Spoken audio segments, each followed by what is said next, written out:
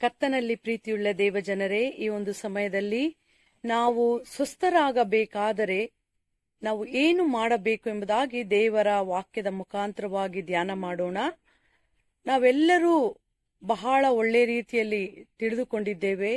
ನಮ್ಮ ಅನಾರೋಗ್ಯದ ಸಮಯದಲ್ಲಿ ನಾವು ವೈದ್ಯರ ಬಳಿಗೆ ನಾವು ಹೋಗಬೇಕು, ಒಳ್ಳೆ ಔಷಧಗಳನ್ನ ಪಡೆದುಕೊಂಡು ಸೇವಿಸಬೇಕು, ಪ್ರಾರ್ಥನೆ ಮಾಡಬೇಕು. ಈ ಎಲ್ಲಾ ವಿಷಯಗಳನ್ನ ನಾವು ತಿಳಿದುಕೊಂಡಿದ್ದೇವೆ.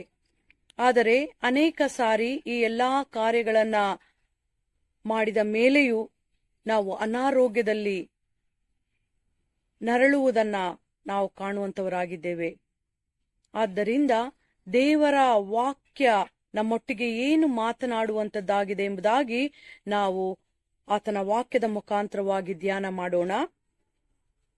ಯಾಕೋಬನು ಬರೆದ ಪತ್ರಿಕೆ 5ನೇ ಅಧ್ಯಾಯ 16ನೇ ವಚನದಲ್ಲಿ ಸುಂದರವಾಗಿ ಬರೆಯಲ್ಪಟ್ಟಿದೆ, ಹೀಗಿರಲು ನೀವು ಸ್ವಸ್ಥವಾಗಬೇಕಾದರೆ ನಿಮ್ಮ ಪಾಪಗಳನ್ನು ಒಬ್ಬರಿಗೊಬ್ಬರು ಅರಿಕೆ ಮಾಡಿ ಒಬ್ಬರಿಗೋಸ್ಕರ ಒಬ್ಬರು ಪ್ರಾರ್ಥಿಸಿರಿ.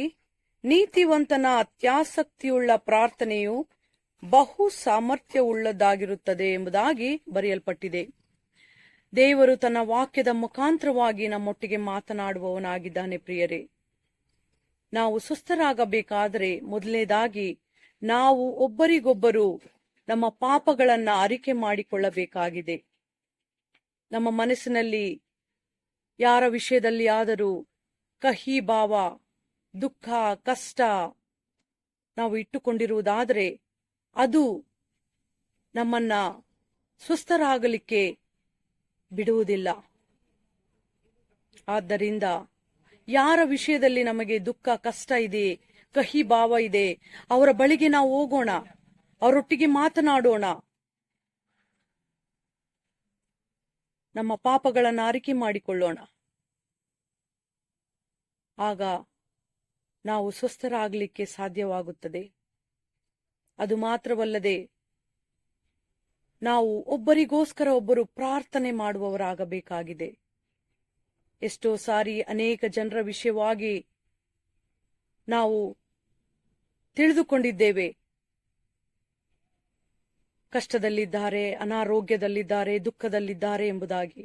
ಆದರೆ ಅವರಿಗಾಗಿ ನಾವು ಪ್ರಾರ್ಥನೆ ಮಾಡಲಿಕ್ಕೆ ನಮಗೆ ಸಮಯವಿರುವುದಿಲ್ಲ, ಮನಸ್ಸಿರುವುದಿಲ್ಲ. ಇಂಥ ಎಲ್ಲಾ ಕಾರ್ಯಗಳು ನಮ್ಮನ್ನ ಸ್ವಸ್ಥರಾಗಲಿಕ್ಕೆ ಬಿಡುವುದಿಲ್ಲ. ಪ್ರಿಯರೇ, ಆದ್ದರಿಂದ ನಾವು ಒಬ್ಬರಿಗೋಸ್ಕರ ಒಬ್ಬರು ಪ್ರಾರ್ಥನೆ ಮಾಡೋಣ, ಒಬ್ಬರಿಗೋಸ್ಕರ ಒಬ್ಬರು ಪಾಪವನ್ನ ಅರಿಕೆ ಮಾಡಿಕೊಳ್ಳೋಣ. ಇದರಿಂದ ನಮಗೆ ಆರೋಗ್ಯ ಉಂಟಾಗುವಂತದ್ದಾಗಿದೆ. ನಾವು ಸುಸ್ಥರಾಗುವವರಾಗಿದ್ದೇವೆ. ಅಂತಹ ಪ್ರಾರ್ಥನೆಯು ದೇವರ ದೃಷ್ಟಿಯಲ್ಲಿ ನೀತಿವಂತರ ಪ್ರಾರ್ಥನೆ ಎಂಬುದಾಗಿ ದೇವರ ವಾಕ್ಯದಲ್ಲಿ ಬರೆಯಲ್ಪಟ್ಟಿದೆ. ಆ ನೀತಿವಂತನ ಪ್ರಾರ್ಥನೆಗೆ ಬಹು ಸಾಮರ್ಥ್ಯ ಇದೆ ಎಂಬುದಾಗಿ ದೇವರ ವಾಕ್ಯದಲ್ಲಿ ನಾವು ನೋಡಿದೆವು. ಅಂತ ಪ್ರಾರ್ಥನೆ ಮಾಡಲಿಕ್ಕೆ ದೇವರು ನಮಗೆ ಸಹಾಯ ನೀಡಲಿ. ನಾವು ಒಬ್ಬರಿಗೊಬ್ಬರು ಪಾಪವನ್ನ ಅರಿಕೆ ಮಾಡಿಕೊಂಡು ಒಬ್ಬರಿಗೊಬ್ಬರು ಪ್ರಾರ್ಥಿಸಿಕೊಂಡು ಆ ನಮ್ಮ ಪ್ರಾರ್ಥನೆಯ ಮೂಲಕ, ಆ ಸಾಮರ್ಥ್ಯವುಳ್ಳ ಪ್ರಾರ್ಥನೆಯ ಮೂಲಕ ಅನೇಕ ಕಾರ್ಯಗಳನ್ನ ಸಾಧಿಸಲಿಕ್ಕೆ ದೇವರು ತಾನೇ ನಮಗೆ ಸಹಾಯ ನೀಡಲಿ. ದೇವರು ಈ ವಾಕ್ಯವನ್ನ ನಮ್ಮ ಆತ್ಮೀಯ ಜೀವಿತದ ಲಾಭಕ್ಕಾಗಿ ಆಶೀರ್ವಾದ ಮಾಡಲಿ. ಆಮೇನ್.